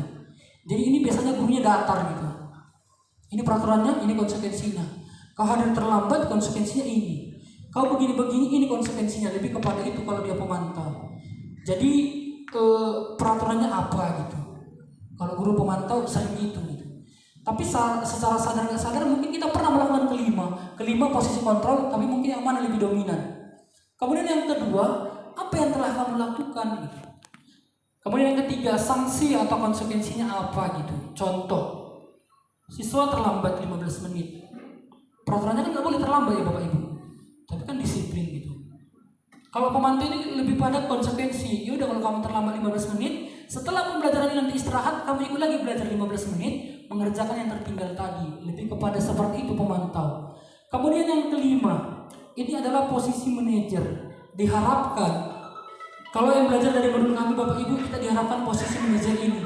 Tapi jujur, secara jujur saya sangat susah mengaplikasikan. Pernah saya coba gitu. Mungkin karena kita sekolah semi militer, siswanya juga agak canggung gitu. Diperlakukan sebagai manajer. Pertanyaan-pertanyaan seperti ini. Kan tadi kita sudah buat teknik kelas bahwa kita harus menghargai waktu, menghargai sesama. Dia terlambat gitu. Sering pertanyaan-pertanyaan yang kita lontarkan sering gini. Apa yang kita yakini gitu. Itu lebih kepada ini ya, tapi suaranya lebih lembut gitu. Kemudian apakah kamu meyakininya gitu. Kemudian jika kamu meyakininya, apakah kamu bersedia memperbaikinya? Contoh terlambat tadi Bapak Ibu. Pernah saya coba sama siswa. Dia terlambat. Dan di kelas juga saya coba gitu. Dan saya pun merasa itu bukan diri saya gitu. Tapi kan kita mau ke situ, menuju ke situ. Tetap juga waktu mencoba itu misalnya gini. Katakanlah satu siswa namanya Revan terlambat. Kan biasanya kan kalau terlambat kau pusat gitu, kalau bendera atau apa gitu. Kalau kita coba posisi manajer ini tadi kan, jika kamu memperbaiki hal ini menunjukkan tentang dirimu, apa cara kamu untuk memperbaikinya. Mungkin Bapak Ibu kalau posisi manajer ini gini, kita lebih menanya kepada siswa itu kenapa kamu terlambat, apa alasan kamu terlambat, supaya kau nggak terlambat harus bagaimana. Misal, kamu kenapa terlambat nak? Terus dia jawab, Pak, saya panitia perseni sampai malam. Terus kan kita pasti maklum lah ya. Kalau posisi sebagai manajer memang kita harus maklum gitu. Dia padat kegiatannya sampai tengah malam. Wajar lah dia agak terlambat. Kita pun kalau mungkin tidur tengah 1 pagi mungkin bangunnya agak telat gitu. Jadi kira-kira untuk berikutnya apa yang kau lakukan gitu. Jadi kita lebih menanya gitu. Meyakinkan dia apa yang dilakukannya supaya dia tidak terlambat. Misalnya mengirim alarm, menyuruh teman di samping bednya untuk membangunkan dia gitu. Jadi kira-kira dari 5 posisi kontrol guru tadi, yang pertama tadi pembuat merasa bersalah, penghukum, kemudian sebagai teman, kemudian yang keempat tadi sebagai pemantau, yang kelima sebagai manajer. Kembali lagi Bapak Ibu, ada pernyataan-pernyataan di sini. Dari ke-6 pernyataan ini Bapak Ibu, silakan Bapak Ibu jawab dulu gitu. Dalam hatinya dulu, 1, 2 sampai 6 kira-kira posisi gurunya sebagai apa? Yang pertama itu, saya kecewa sekali dengan kamu. Kemudian yang kedua, kamu tidak pernah benar melakukannya. Yang ketiga, ayolah lakukan demi ibu, ayolah lakukan demi bapak. Yang keempat, apakah kamu mendapatkan stiker bintang hari ini? Kemudian yang kelima, bagaimana kamu bisa menyelesaikan masalah ini? Kemudian yang keenam, kamu selalu yang paling terakhir. Oke, pada kesempatan ini boleh saya lemparkan kepada Bapak Ibu menjawab yang mana saja boleh. Jawab 6 juga boleh gitu. 6-nya juga boleh, atau mau dipilih beberapa juga boleh. Izin menyampaikan Pak, saya tadi masih menemukan nomor 1, 3, 5, dan 6. Untuk nomor 1 itu di posisi gurunya sebagai penghukum, nomor 3 sebagai teman, nomor 5 sebagai manajer, dan nomor 6 itu sebagai penghukum. Oke, terima kasih kepada Ibu Junister. Atau yang lain ada mau menambahkan? Kalau saya nomor 1 itu Pak, saya kecewa sekali dengan Anda, itu biasa merasa bersalah gitu. Yang kedua, kamu tidak pernah melakukan dengan benar, itu hukuman. Ayolah lakukan demi ibu, itu teman. Apakah kamu mendapatkan stiker dari ini manajer? Kalau bagaimana kamu bisa menyelesaikan masalah ini, itu juga sepertinya manajer juga. Kalau nomor 6, kamu selalu yang paling terakhir, itu hukuman. Oke, yang nomor 6 tadi penghukum ya Bu. Atau ada lagi Bapak Ibu yang menambahkan gitu, misalkan nggak setuju dengan pendapat Bu Junister, nggak setuju dengan pendapat Ibu Halimah gitu. Kalau yang pertama saya kecewa dengan kamu itu manajer. Kalau yang kedua, kamu tidak pernah benar melakukannya, itu juga hukuman. Kalau yang ketiga, ayolah lakukan demi ibu, bapak, itu hukuman. Yang keempat, apakah kamu mendapatkan stiker bintang hari ini? Itu bisa jadi teman. Yang kelima, bagaimana kamu bisa menyelesaikan masalah ini? Itu bisa manajer. Yang keenam, itu kamu selalu yang paling terakhir, itu hukuman. Terima kasih. Kita lihat Bapak Ibu, saya sangat kecewa sekali dengan kamu, itu membuat merasa bersalah ya. Setuju ya Bapak Ibu? Setuju. Kemudian yang kedua, kamu tidak pernah benar melakukan penghukum gitu, walaupun dia secara verbal gitu. Kemudian yang ketiga, ayolah lakukan demi ibu, ayolah lakukan demi bapak, itu sebagai teman. Setuju ya Bapak Ibu? Kemudian, apakah kamu mendapatkan stiker bintang hari ini? Ini kan lebih kepada konsekuensi kan. Kalau misalkan kita melakukannya kan ada konsekuensinya gitu. Jadi itu lebih kepada pemantau. Kemudian yang kelima, bagaimana kamu bisa menyelesaikan masalah ini? Ini kan lebih kepada Bapak Ibu tidak mencari kesalahan siswa, tapi lebih kepada menguatkan karakter, lebih kepada manajer gitu. Kemudian yang keenam, kamu selalu yang paling terakhir gitu. Itu sebenarnya kita sudah menghukum siswa gitu, secara verbal. Oke, kemudian untuk materi yang terakhir Bapak Ibu, ini adalah segitiga restitusi. Segitiga restitusi ini namanya segitiga, berarti sisinya ada 3 gitu. Yang pertama itu ada menstabilkan identitas. Kemudian yang kedua, validasi tindakan yang salah. Jadi tindakan yang salah tadi bukan kita hukum, tapi kita validasi gitu. Kemudian yang ketiga adalah menandakan keyakinan. Untuk validasi tindakan yang salah biasanya gini, kamu tentu punya alasan mengapa kamu melakukan itu. Contoh gini Bapak Ibu, ada katakan seorang siswa namanya Cynthia dibully oleh siswa bernama Roma misalnya, dibully. Apa yang cocok nggak? Misalkan membela diri, katakan Cynthia ini membela diri juga melakukan pertahanan dirinya gitu. Kan kita harus tanya kan, misalkan dia gini, Roma itu, siswa itu bernama Roma selalu membuli yang namanya Cynthia gitu. Kalau kita lihat posisi di Cynthia Cynthia Bapak Ibu, apa yang kita lakukan? Apa kita diam atau tidak, itu tergantung ke pribadi orangnya. Misalnya katakanlah Bu Cynthia itu kesal gitu, atau Cynthia itu kesal gitu. Kesal dia berantem gitu. Kan kita panggil, kadang-kadang kita panggil satu-satu gitu. Kan perlu kita tanya kan, kamu tentu punya alasan mengapa kamu melakukan itu. Maka mereka berantem gitu. Kemudian yang kedua, ada cara yang lebih efektif untuk mendapatkan apa yang kamu butuhkan. Tadi kan dia dibully, tapi dia ikut balik gitu, membuli balik, bahkan sampai berantem fisik mungkin. Jadi kalau untuk validasi tindakan ini, adakah cara yang lebih efektif untuk mendapatkan apa yang kamu butuhkan? Misal gini, udah nak lapor aja sama guru BK, misal lapor aja sama wali gerahanya, lapor aja sama wali kelasnya. Kemudian yang ketiga itu menanyakan keyakinan. Keyakinan kelas apa yang telah disepakati? Nah, kan tadi saling menghargai, kenapa kamu membuli?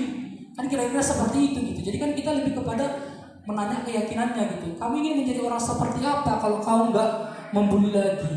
Kemudian yang berikutnya ini segitiga restitusi ini gini Bapak Ibu, menciptakan kondisi murid untuk memperbaiki kesalahannya, bukan untuk mengutarakan kesalahan murid di depan umum. Jadi segitiga restitusi ini menciptakan kondisi bagi murid untuk memperbaiki kesalahannya sehingga karakter mereka lebih kuat ketika kembali pada kelompoknya. Contoh, siswa salah kita hukum, hormat bendera kau, gak siap PR-nya kita suruh hormat bendera. Yakinlah Bapak Ibu, dia akan pasti malu dengan kelompoknya. Pasti seperti itu. Kita posisikan aja diri kita. Kalau kita suruh hormat bendera sebagai murid, pasti kita malu kembali ke komunitas kita, karena kita dicap sudah siswa yang melakukan pelanggaran. Kemudian segitiga restitusi merupakan salah satu cara memperbaiki diri untuk mewujudkan disiplin diri. Yang ketiga, restitusi memberikan kesempatan kepada murid untuk disiplin positif. Kemudian keempat, restitusi membantu murid untuk jujur pada dirinya sendiri dan mengevaluasi dampak dari kesalahan-kesalahan yang mereka lakukan. Yang terakhir, restitusi memberikan penawaran bukan paksaan. Oke, kembali kita bahas yang tadi yang pertama, menstabilkan identitas. Kira-kira inilah kalimatnya Bapak Ibu. Bapak Ibu nanti boleh tambahin gitu. Contoh, siswa nggak siap PR, kau nggak siap PR, itu kan penghukum Bapak Ibu. Bisa jadi kita ubah gitu. Kalau untuk kondisi segitiga restitusi ini boleh gini. Oke, nggak apa-apa. Bukan hanya Ella yang tidak pernah mengerjakan PR. Sebelum-sebelumnya juga temanmu pernah gitu. Tapi bukan membenarkan berarti gini ya, Bapak Ibu. Enggak, siswa itu nggak mengerjakan PR, bukan seperti itu. Tapi lebih kepada ini, berbuat salah itu tidak apa-apa. Tapi bukan kita berarti membenarkan berbuat salah gitu. Kemudian tidak ada manusia yang sempurna. Kemudian saya juga pernah melakukan kesalahan seperti itu. Kita bisa menyelesaikan masalah ini. Jadi kalau siswa tadi berantem, kau aja itu kan menyelesaikan masalah kan Bapak Ibu. Jadi Bapak Ibu tidak tertarik mencari siapa yang salah, tapi Bapak Ibu ingin mencari solusi dari permasalahan ini. Kamu berhak merasa begitu. Apakah kamu sedang menjadi teman yang baik buat dirimu sendiri? Kira-kira itulah kalimat-kalimatnya Bapak Ibu. Kemudian validasi tindakan yang salah. Padahal kamu bisa melakukan yang lebih buruk dari ini ya gitu. Contoh, tadi Roma membuli Cynthia. Boleh ya dilakukan si Cynthia ini, siswa ini misalkan menampar si Roma atau ngapain lagi gitu. Tapi kita mau memvalidasi tindakan itu salah gitu. Sama. Kemudian yang kedua, kamu pasti punya alasan mengapa melakukan hal itu. Contoh terlambat tadi. Kalau langsung kita hukum Bapak Ibu, sakit nggak hatinya? Sakit. Padahal tadi dia dipanggil oleh wali gerahanya. Ada yang mau dikerjakan misalkan. Tapi kalau kita tanya alasannya, dia jawab kan boleh kita toleransi gitu. Kemudian yang ketiga, menanyakan keyakinan. Maka perlu keyakinan kelas tadi. Jadi Bapak Ibu di kelas itu yang kita lakukan bukan lagi peraturan kelas, tapi lebih kepada keyakinan kelas. Jadi ada kesepakatan. Apa yang kita percaya sebagai kelas atau keluarga gitu. Kalau ada siswa tadi contoh ini Bapak Ibu, yang pernah saya buat di keyakinan kelas, ada suatu siswa di kelas 10, saya ngajar, dia makan apa namanya? Kerupuk, makan abon, dia makan gitu. Jadi saya belajar dari pengalaman itu, saya buat keyakinan kelas di semester lalu gini, saling menghargai nilai kebajikannya. Saling menghargai itu banyak lah gitu. Jadi saya buat keyakinan kelas, setuju nggak? Setuju, berarti mereka setuju. Tidak makan saat guru mengajar. Kita kembalikan kepada siswa. Sekarang pertanyaannya gini nak sama kalian. Bapak ngajar fisika nih sambil makan kerupuk jahe di tangan misalnya. Kalian senang nggak? Pasti jawabannya tidak senang. Sama, Bapak juga butuh dihargai. Jadi menanyakan keyakinan, contoh tadi, dia makan lagi misalkan, kita tanya keyakinan, apa yang kita percaya sebagai keyakinan kelas kita gitu. Kita balikkan aja slide-nya lagi gitu, atau kita tempel di kelas kita masing-masing. Jadi kalau kita bilang saling menghargai, nah ketika kau makan di kelas, ketika Bapak menjelaskan, menurutmu itu nak menghargai enggak? Pasti jawabannya enggak.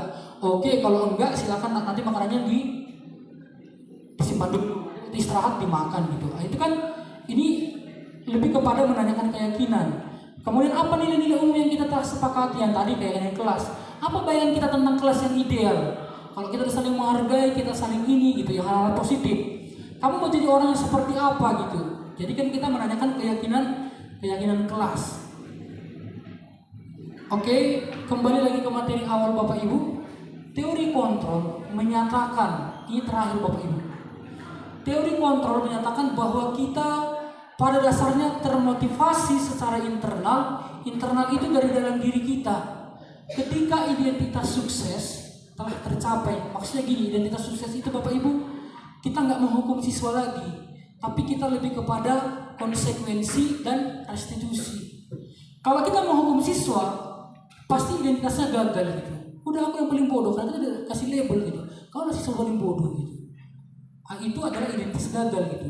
Jadi teori kontrol tadi menyatakan bahwa kita pada dasarnya termotivasi secara internal untuk budaya positif tadi. Ketika identitas sukses telah tercapai, langkah yang pertama tadi Bapak Ibu. Langkah yang pertama tadi menstabilkan identitas. Kalau kita buat identitas siswa kita sudah pemalas, yakinlah Bapak Ibu, nggak akan tercapai. Kemudian dan tingkah laku yang salah telah divalidasi tadi langkah kedua. Maka anak akan siap untuk dihubungkan dengan nilai-nilai yang dia percaya, yang kita percaya, yang sudah kita buat keyakinan kelas. Jadi harapannya di kurikulum merdeka ini juga kita sekolah buat kesepakatan atau buat keyakinan sekolah, bukan peraturan lagi. Apa sih sekolah kalian yakini gitu. Jadi diharapkan sekolah dengan siswa juga ada masukannya gitu. Jadi murid mau seperti apa, sekolah mau seperti apa. Jadi ada seperti musyawarah gitu. Jadi bukan peraturan lagi, peraturan kan sepihak yang buat gitu. Jadi dihubungkan dengan nilai-nilai yang dia percaya dan berpindah menjadi orang yang dia inginkan. Pertanyaan-pertanyaan yang tiga, memvalidasi tindakan, menstabilkan identitas, dan menanyakan keyakinan tadi pasti akan tercapai. Kira-kira demikian untuk materi 6 tadi materinya. Untuk pemaparannya saya rasa sudah selesai. Jadi untuk selanjutnya saya serahkan kepada Bapak Moderator, Bapak Kuasa Agustino Saradi. Terima kasih kita ucapkan kepada Bapak Tahando Girsang SPDGR yang telah membuka mungkin pemikiran kita atau mungkin telah memberikan informasi yang sangat luar biasa atau berharga bagi kita semua tentang budaya positif yang mungkin bisa kita lakukan di sekolah. Dan Bapak Ibu, sebelum mungkin kita tutup karena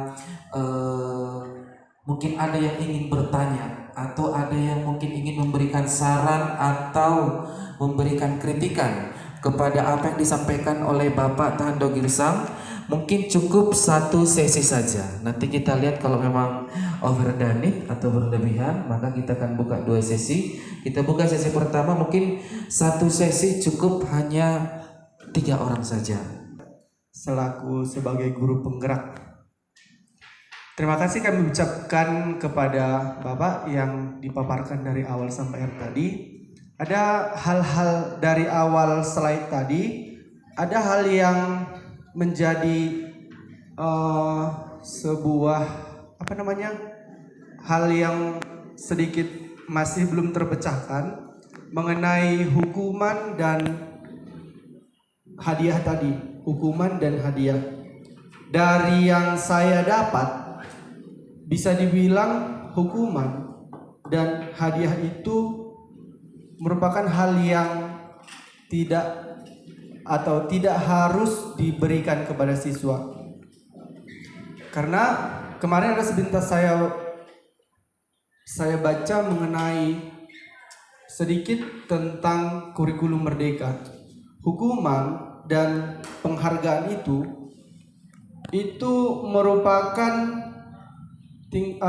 merupakan yang dilakukan oleh guru-guru zaman dulu. Jadi dibilang guru yang menghukum dan guru yang memberi hadiah itu adalah guru yang ketinggalan zaman, atau guru yang karena hukuman dan hadiah itu bisa merusak karakter siswa. Karena kalau kita bergerak ke definisi merdeka belajar, artinya anak-anak itu merdeka dalam arti dia sudah bisa mengatur dirinya untuk belajar. Artinya kalau dia tidak mengerjakan tugasnya, dia tidak harus dihukum. Kalau dia mungkin dia melakukan kesalahan, mungkin kita harus tidak memberikan hukuman. Karena mungkin tuntutan dari kurikulum merdeka yaitu hukuman dan penghargaan tadi ditiadakan. Karena anak-anak dituntut untuk dia mampu mengatur dirinya kapan dia mau belajar, mau mengapa. Dan bergerak kita dari teori motivasi perilaku manusia tadi, teori perilaku manusia yang ada dia eksternal dan internal. Hukuman dan hadiah tadi itu merupakan motivasi internal, sedangkan yang diperlukan dari siswa itu harusnya motivasi internal. Jadi diharapkan siswa itu mau mengerjakan tugas, mau belajar, tidak melakukan kesalahan itu bukan karena motivasi dari luar, tapi harus dari motivasi dari dalam dirinya, begitu. Dan yang menjadi pertanyaan, bagaimana atau apa yang harus kita lakukan untuk menghadapi siswa? Mungkin ada masalah di bagaimana kita memotivasi siswa. Mungkin di masalah dia rasa malasnya, mungkin dia malas untuk mengerjakan tugas, malas untuk belajar, ataupun mungkin memotivasi siswa untuk keluar dari zona nyamannya. Artinya dia lebih nyaman bermain bermain HP, mungkin bermain TikTok. Bagaimana kita memotivasi siswa supaya dia keluar dari zona nyamannya? Dia tidak harus, artinya dia lebih nyaman bermain ataupun ya bersosial media daripada belajar. Saya kira itu yang menjadi pertanyaan saya. Terima kasih. Mungkin bisa dikembalikan ke slide yang tadi segitiga restitusi, Pak. Oke. Nah, di sini kan ada 4 poin utama yang seharusnya kita lakukan sebagai pendidik atau guru gitu. Nah, yang pertama itu kamu tentu punya alasan mengapa melakukan itu. Yang kedua, keyakinan kelas apa yang telah kita sepakati. Yang ketiga itu, adakah cara yang lebih efektif untuk mendapatkan apa yang kamu butuhkan. Dan yang terakhir itu, kamu ingin menjadi orang yang seperti apa. Misalkanlah Pak, ada siswa kita yang terlambat dan itu sudah berulang-ulang. Kalaupun seorang pendidik melakukan ini di kelas Pak, pasti membutuhkan waktu yang sangat lama. Dan gak butuh mungkin 15 menit, pasti tidak cukup. Pasti 30 menit atau 60 menitan gitu. Nah, bagaimana cara guru bisa menerapkan ini sementara dia harus mengajarkan materi? Dan bagaimana juga dengan siswa yang lainnya? Itu sedikit agak menjanggal di hati saya. Kalaupun dilakukan ini secara bersamaan gitu Pak. Terima kasih. Sebenarnya pertanyaan saya beranjak dari tempat kita mengajar, di mana sekolah kita ini kita tahu adalah sekolah berbasis semi militer. Kalau kita lihat tadi dari faktor kontrol ya, yang terakhir itu adalah manajer, di mana kalau manajer ini kita tahu kita sebagai guru itu harus memahami tindakan siswa kita terlebih dahulu. Tetapi kalau kita lihat kenyataan, ya kita juga tidak bisa menyalahkan sekolah. Namanya sekolah berbasis semi militer, berarti sekolah dengan pembinaan fisik yang bagus. Contoh lah, ketika seorang siswa melakukan kesalahan, tidak menjadi sesuatu yang wajar bagi tidak menjadi sesuatu yang lucu bagi kita langsung menyuruh push up 50 kali, push up 30 kali, atau kamu lari 30 kali. Karena apa? Kita menganggap ya sekolah ini adalah sekolah semi militer. Jadi yang mau saya tanyakan kepada Bapak pemateri, kira-kira apa sih yang bisa kita lakukan? Karena tadi kalau sesuai pemaparan, ya kita menghukum siswa itu harus memiliki keyakinan kelas terlebih dahulu contohnya. Jadi kalau kita sudah punya keyakinan kelas, makanya kita bisa memberikan konsekuensi. Jadi contohnya kalau yang tadi itu apa yang bisa kita lakukan? Mungkin itu saja. Terima kasih. Dan yang terakhir, pertanyaan terakhir, cukup satu sesi 4 orang dan itu yang terakhir, yaitu kita berikan kepada Bapak Devri Kristianto Damanik SPD. Terima kasih waktu dan kesempatan yang telah diberikan oleh pemateri dan moderator. Saya Devri Kristianto Damanik, guru pengampu PPKN di SMA Plus Eparina. Model kurikulum merdeka ini sebenarnya sudah saya terapkan, ya. Saya sudah membuat keyakinan bersama anak-anak didik saya ketika saya menjabat sebagai wali kelas. Terbukti dengan di kelas saya itu tidak ada piket kelas, tidak ada nama-nama piket kelas. Yang ada saya tumbuhkan adalah budaya untuk membersihkan kelas, budaya untuk membawakan sampah ketika ada sampah di dalam kelas. Maka di kelas saya itu tidak ada jadwal piket kelas ketika sekolah kita menjadwalkan piket kelas. Itu hal yang pertama saya lakukan. Hal yang kedua saya lakukan adalah tidak memberikan penilaian kepada siswa yang mengerjakan tugas. Artinya tidak ada ranking, artinya nilai 8, nilai 10, tidak ada. Yang saya buat hanya sebuah apresiasi berupa tanda tangan kepada anak didik kita. Sehingga mereka bertanya-tanya, Pak, kenapa kami tidak ada penilaian PPKN? Begitu. Pak, kenapa tidak dibuat jadwal kelas kebersihan? Begitu mereka bertanya. Tapi pada mobile perjalanannya itu berhasil 50%. Saya menciptakan anak-anak didik saya di dalam kelas saya itu membawakan sampah, budaya sampah. Tapi ada sebagian orang yang tidak membudayakan itu gitu. Termasuk dalam pengerjaan tugas mata pelajaran PPKN. Akibat tidak dibuatkan nilai oleh saya, ada beberapa siswa yang tidak dinilai gitu. Tidak dinilai. Maksud saya, ini kurikulum merdeka ini adalah kurikulum yang sangat baik, luar biasa, ya, yang harus diterapkan. Bagaimana, apa yang harus saya lakukan? Apa yang harus saya lakukan kembali, ya? Apa yang harus saya lakukan kembali supaya siswa yang tidak ikut berbudaya itu, berbudaya membuang sampah pada tempatnya dan berbudaya mengerjakan tugas itu, akibat tidak ada nilai itu gitu, Pak. Itu yang menjadi kendala saya, karena ada sebagian siswa tak usah dikerjakan gitu, karena Bapak itu hanya tanda tangan memberikan apresiasi. Apa yang saya lakukan kembali selain daripada keyakinan itu tadi, karena keyakinan itu kan keyakinan itu adalah salah satu konsekuensi juga. Tapi konsekuensinya sebagian siswa tidak mengerjakan tugas. Terima kasih.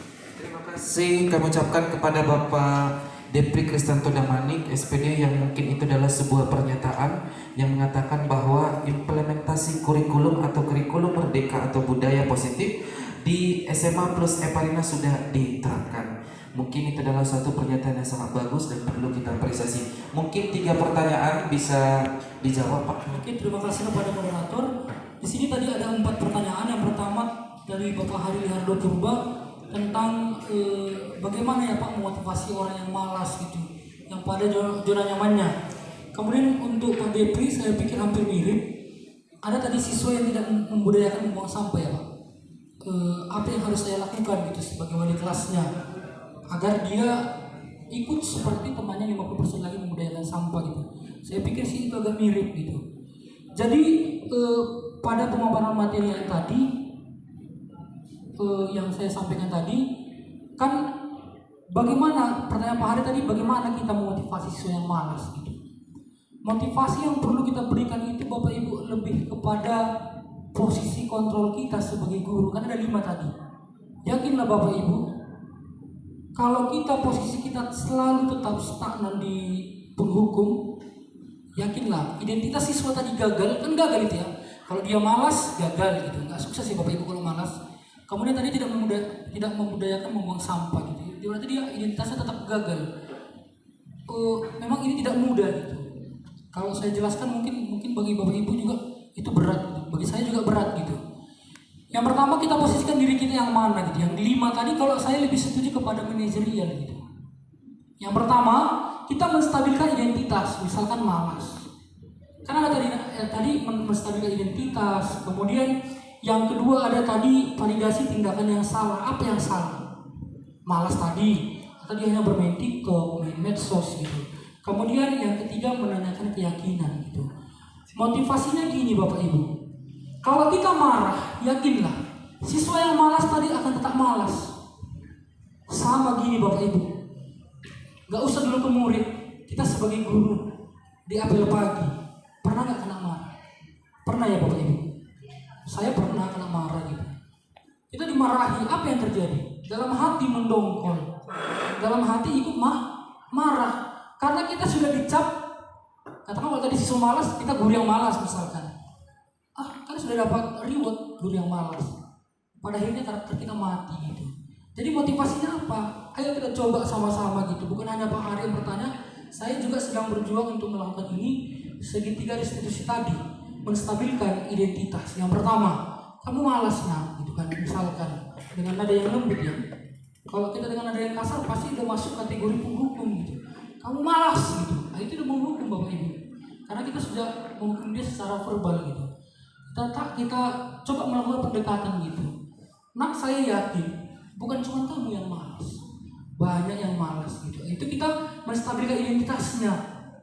Biar dia gini, menstabilkan identitas itu maksudnya gini Bapak Ibu. Dia kan dicap sebagai malas. Jadi kita stabilkan identitasnya tadi. Bukan hanya dia yang malas gitu. Banyak yang malas, jadi kan dia gak terpuruk kan. Bapak yakin bukan cuma kamu yang malas gitu. Itu kondisi yang kedua. Kemudian kondisi yang kedua, validasi tindakan yang salah gitu. Jadi validasi tindakan yang salah tadi kita validasi gitu. Kamu pasti punya alasan mengapa kamu melakukan itu. Tapi memang bukan segampang itu Bapak Ibu. Tak segampang itu katanya. Jadi kalau misalkan memang dia sudah didoktrin sebagai orang pemalas, sudah selalu dihukum gitu. Karakter itu Bapak Ibu nggak boleh diubah sehari 2 hari gitu. Karakter itu mungkin kalau nggak pintar matematika, boleh kita ajari sehari 2 hari pintar matematika. Tapi karakter yang nggak baik, yakinlah Bapak Ibu, sehari 2 hari bahkan berminggu-minggu tidak boleh kita ubah.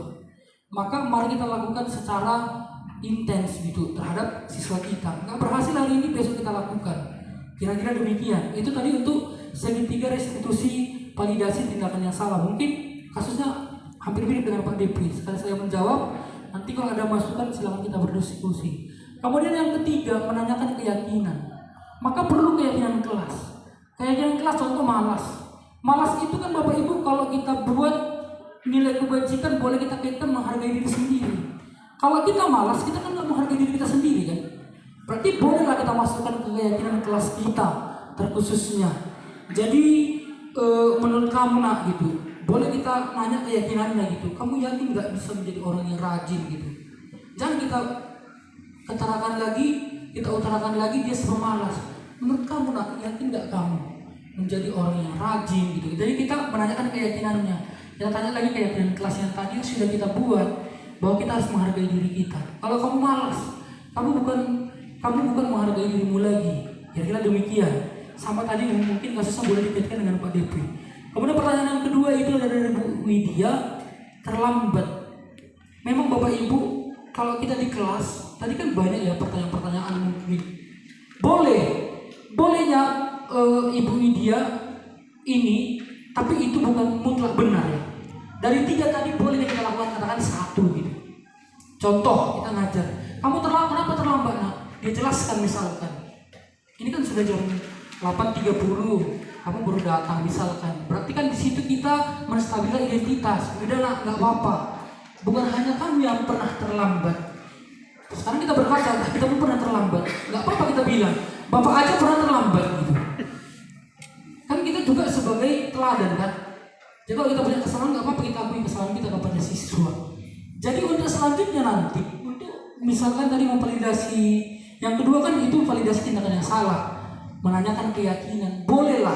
Kalau misalkan Bu Widya mau mengejar materi misalkan, nggak apa-apa, setelah pembelajaran kita panggil dia, kita lanjut lagi. Bahkan kalau menurut saya sih itu lebih bagus. Tapi gini ya Bapak Ibu, nggak selamanya fungsi manajerial ini boleh kita terapkan, karena ada siswa bubar kan, nggak mungkin langsung boleh kita manajerial. Jangan kan perlu kita tanya, udah layas dia nengok, contoh layas matanya, ya kan? Itu udah menahan diri kan, jangan sebagai penghukum, kira demikian. Nggak apa-apa, kita tahan dulu gitu. Kita boleh berlaku sebagai teman atau sebagai pemantau. Jadi nggak selamanya pada semua kondisi itu sebagai manajerial yang terbaik. Karena siswanya belum siap gitu diajak untuk berdialog. Jadi kalau memang yang terbaik sih kalau ya standarnya manajerial gitu.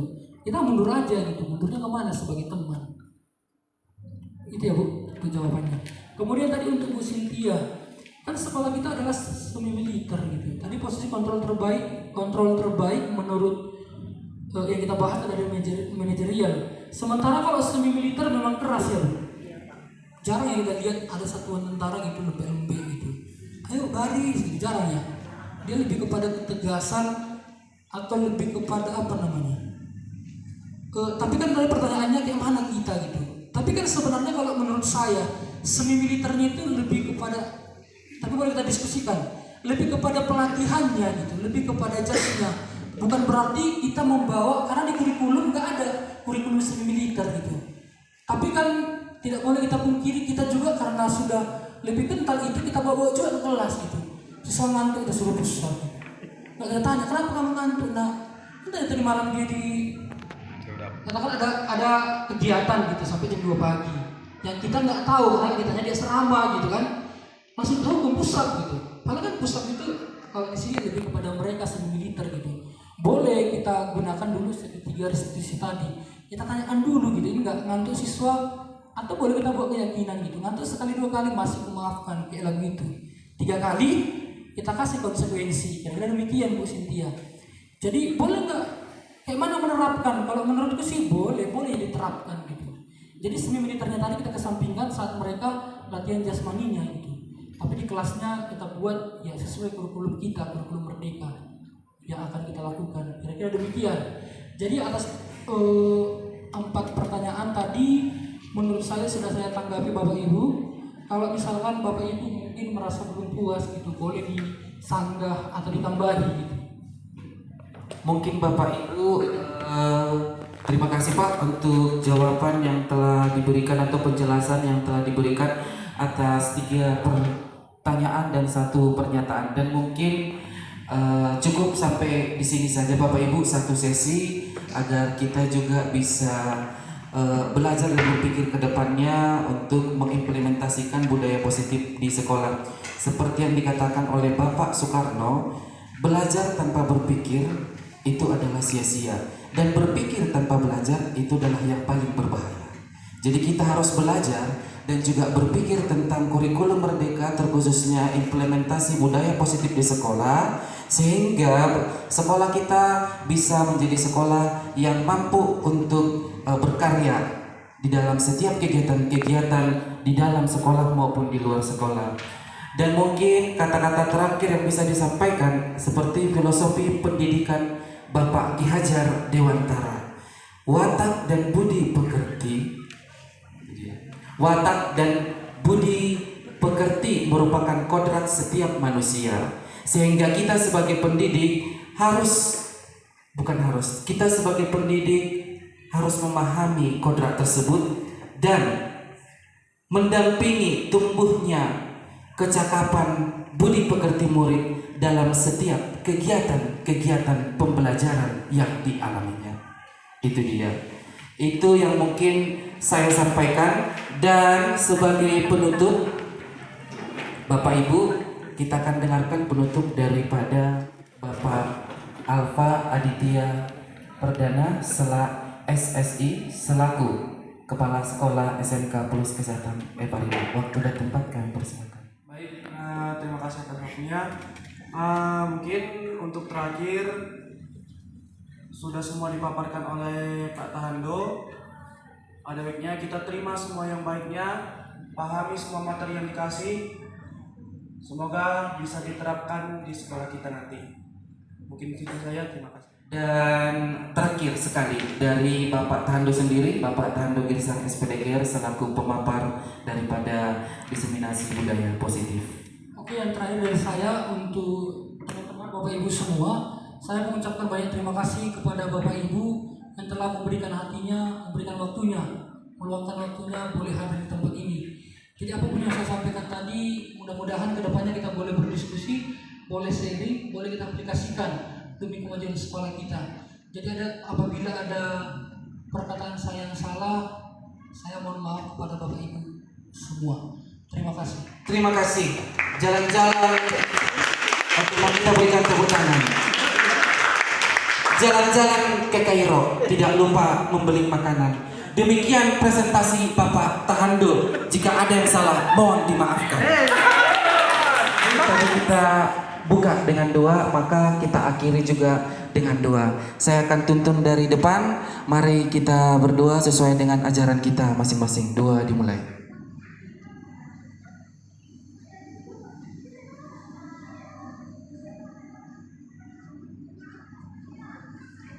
Doa selesai. Burung irian, burung cendrawasih. Cukup sekian dan terima kasih.